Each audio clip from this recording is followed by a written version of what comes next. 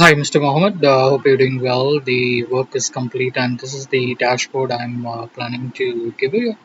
And what I've done here is in the data sheet, I've added few more data and also added drop downs, which actually gets control from the key sheet and also this and that's the thing. So for actions description, because that's going to be a free text or for remarks, we may not be able to quantify the information.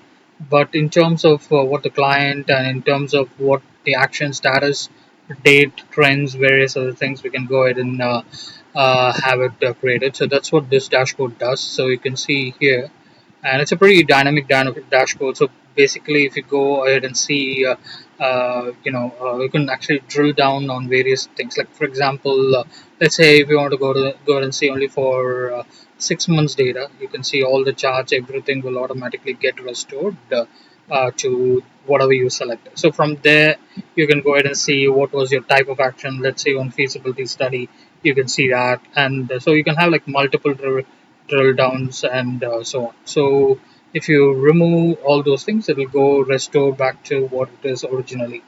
Now, just about the charts itself. So this one shows the ticket counts month on month. And again, if you want to go ahead and see only the completed ones, you can click on that, and that will show you month on month ticket count on completed or planned or in progress. Every single number will automatically get updated based on this. Now, the status again, the overall status for the complete data will be shown if you don't select any slicer. But if you want to go ahead and see for, say, feasibility study, if there are any tickets, there are like two of them in category at the moment because it's a sample data. It shows you that and conference events or whatever. So it's based on that. It'll give you the information. So this one gives you a month on month on the status, how many closed, how many got submitted, and everything.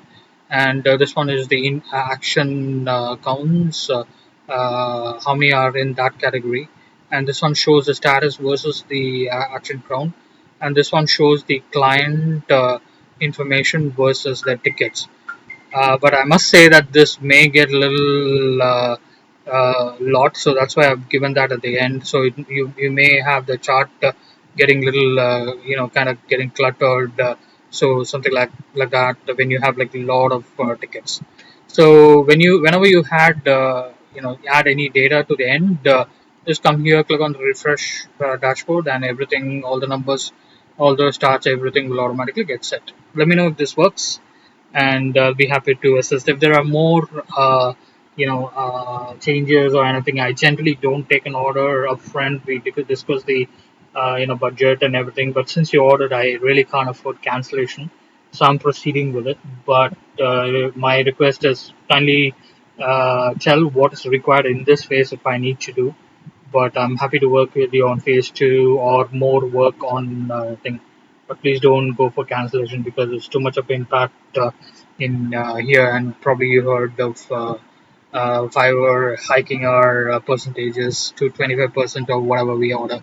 So that's why. So if you think this works out for you, please do consider a tip, perhaps. All right. Have a good day and take care. Bye bye.